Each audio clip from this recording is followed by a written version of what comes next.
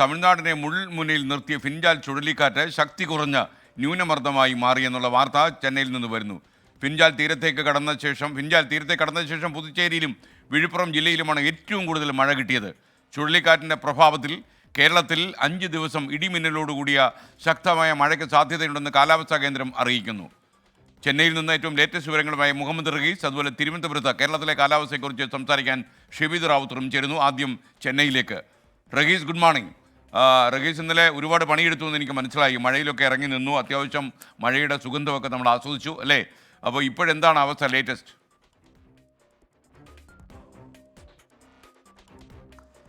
Very good morning. ഏതാണ്ട് ഒരു 3 ദിവസത്തിന് ശേഷമാണ് ചെന്നൈയിൽ നിന്ന് മനസ്സറിഞ്ഞുകൊണ്ട് ഒരു ഗുഡ് മോർണിംഗ് പറയാൻ പറ്റുന്നത്. കാരണം അത്രമേൽ ആശങ്കയുടെ കാറും ഗോളും ഒക്കെ ചെന്നൈയുടെ മേൽ അല്ലെങ്കിൽ തമിഴ്നാടിന് മേലുണ്ടായിരുന്നു.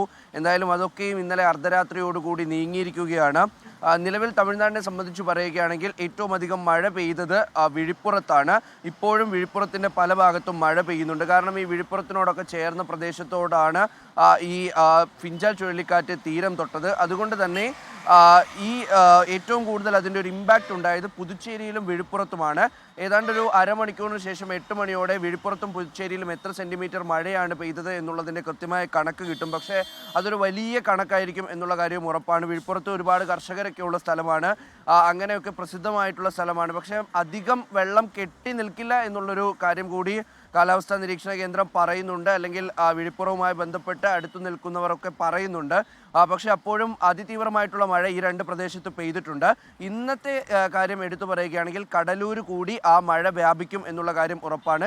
ചുഴലിക്കാറ്റ് അതിൻ്റെ ഒരു പ്രഭയൊക്കെ കെട്ട് ഒരു ഡീപ്പ് ഡിപ്രഷനായി, അല്ലെങ്കിൽ ഒരു തീവ്ര ന്യൂനമർദ്ദം, ഒരു അതിതീവ്ര ന്യൂനമർദ്ദമല്ല മറിച്ച് ഒരു തീവ്ര ന്യൂനമർദ്ദമായി മാറിയിട്ടുണ്ട്.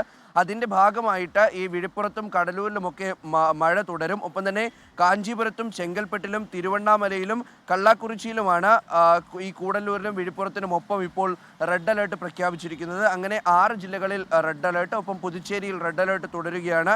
ശേഷം ഒരു 10 ജില്ലകളിലാണ് ഓറഞ്ച് അലേർട്ട് പ്രഖ്യാപിച്ചിരിക്കുന്നത്. ചെന്നൈയെ സംബന്ധിച്ചിടത്തോളം ആശ്വസിക്കാം, ചെന്നൈ ഇപ്പോൾ യെല്ലോ അലേർട്ടിലാണ് ഉള്ളത്. മാത്രമല്ല ഇന്നലെ രാത്രിയോടുകൂടി ഏതാണ്ട് റോഡിൽ തങ്ങി നിന്ന വെള്ളമൊക്കെയും കോർപ്പറേഷൻ്റെയും സർക്കാർ അധികൃതരും ഒക്കെയും ഇടപെട്ടുകൊണ്ട് ഇവിടെ നിന്നും മാറ്റിയിട്ടുണ്ട്. പക്ഷേ ഇപ്പോഴും 200-ലധികം സ്ഥലങ്ങളിൽ, അത് ലിങ്ക് റോഡുകളാണ്, ഒപ്പം തന്നെ ഒരുപാട് ആളുകൾ തിങ്ങിപ്പാർക്കുന്ന പല നഗറുകളും ഇവിടെയുണ്ട്. അവിടെയാണ് കൂടുതലായിട്ട് ഈ വെള്ളം കെട്ടി നിൽക്കുന്നത്. അതൊക്കെയും എടുത്തു മാറ്റണം. ഒപ്പം തന്നെ ഇവരെ സുരക്ഷിതമായിട്ട് ഈ ക്യാമ്പുകൾ നിർത്തിയിരിക്കുകയാണ്. ഇപ്പോൾ ഇന്നലെ രാത്രി 3 ലക്ഷത്തിലധികം പേർക്കാണ് ക്യാമ്പുകളിൽ നിന്നും ഭക്ഷണം എത്തിച്ചത്. കോർപ്പറേഷൻ്റെ ഭാഗമായിട്ടുള്ള ക്യാമ്പുകളിൽ നിന്ന് അത്രയും പേർക്ക് ഭക്ഷണം എത്തിക്കുന്നുണ്ട്. വഴിയോരത്തുള്ളവരെയൊക്കെ എന്തായാലും ക്യാമ്പിലേക്ക് മാറ്റിയിട്ടുണ്ട്. അങ്ങനെ ഒരു മുന്നൊരുക്കങ്ങളൊക്കെ നടത്തിയത് എന്തായാലും ഫലം കണ്ടിട്ടുണ്ട് എന്ന് ഈ ഘട്ടത്തിൽ പറയണം. ഒപ്പം കാലാവസ്ഥാ നിരീക്ഷണ കേന്ദ്രത്തിൻ്റെ മുന്നറിയിപ്പുകൾ കൃത്യമായിരുന്നു എന്ന് കൂടി പറയണം. അവർ ഈ ഫിൻജാൽ ചുഴലിക്കാറ്റ് അവരെ കുറെ കുഴപ്പിച്ചു എങ്കിലും അവർ തന്ന അപ്ഡേറ്റുകളൊക്കെയും കൃത്യമായിരുന്നു. അവർ പറഞ്ഞ സമയത്ത് തന്നെ അത് തീരം തൊട്ടു. ഇന്ന് രാവിലെയോട് കൂടിയേ തീരം തൊട്ടുള്ളൂ എന്ന് പല സ്വകാര്യ ഏജൻസികളും പറഞ്ഞിരുന്നു. അങ്ങനെ കാലാവസ്ഥാ പ്രവചകരായി നിൽക്കുന്ന, നിരീക്ഷകരായി നിൽക്കുന്ന ഒരുപാട് പേർ ഇന്ന് രാവിലെ ചുഴലിക്കാറ്റ് എത്തുള്ളൂ എന്ന് പറഞ്ഞു. പക്ഷേ ഇന്നലെ തന്നെ എത്തി. ഒപ്പം തന്നെ അതിതീവ്ര മഴയായി മാറുമെന്ന് പറഞ്ഞു. പക്ഷേ അതിതീവ്ര മഴയായി മാറിയിട്ടില്ല. വിഴുപ്പുറവും കടലൂരും പുതുച്ചേരിയും മാറ്റി നിർത്തി കഴിഞ്ഞാൽ എവിടെയും അങ്ങനെ അതിതീവ്ര മഴ പെയ്തിട്ടില്ല എന്നുള്ളതും ആശ്വാസമാണ്. ഇനിയുള്ളത് ഈ ആളുകളെ തിരിച്ച് വീടുകളിലേക്ക് എത്തിക്കുന്നതുമായി ബന്ധപ്പെട്ട് അവരുടെ ഏരിയ കൃത്യമായി ക്ലിയർ ചെയ്യുക എന്നുള്ളതാണ് സർക്കാരിന് മുന്നിലുള്ള ഒരു വെല്ലുവിളി. മാത്രമല്ല ഇന്ന് വൈകിട്ടും നാളെയും കൂടി തമിഴ്നാട്ടിൻ്റെ വിവിധ സ്ഥലങ്ങളിൽ മഴ പെയ്യും. എന്തായാലും മഴയ്ക്ക് ശമനമുണ്ട് എന്നുള്ളത് ആശ്വാസമാണ്. എയർപോർട്ട് തുറന്നിട്ടുണ്ട്. ഇന്നലെ രാത്രി 1 മണിയോടുകൂടി എയർപോർട്ട് തുറന്നിട്ടുണ്ട്. ചെന്നൈ റെയിൽവേ സ്റ്റേഷൻ്റെ, അതായത് ചെന്നൈ സെൻട്രൽ റെയിൽവേ സ്റ്റേഷൻ്റെ ആ ഒരു ട്രാക്കുകളെല്ലാം ക്ലിയർ ചെയ്തിട്ടുണ്ട്. മെട്രോ സാധാരണഗതിയിൽ പ്രവർത്തിക്കുന്നുണ്ട്.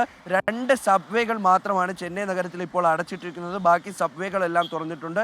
ഏതാണ്ട് ചെന്നൈ പഴയ രീതിയിലേക്ക് തിരിച്ചു വരുന്നുണ്ട്. തമിഴ്നാടിൻ്റെ ബാക്കി ഭാഗങ്ങൾ കൂടി നാളെയും മറ്റന്നാളുമായി ഏതാണ്ട് പൂർണ്ണമായി താങ്ക് യു. മുഹമ്മദ് റഹീസാണ് ചെന്നൈയിൽ നിന്ന് വിവരങ്ങൾ നൽകിയത്.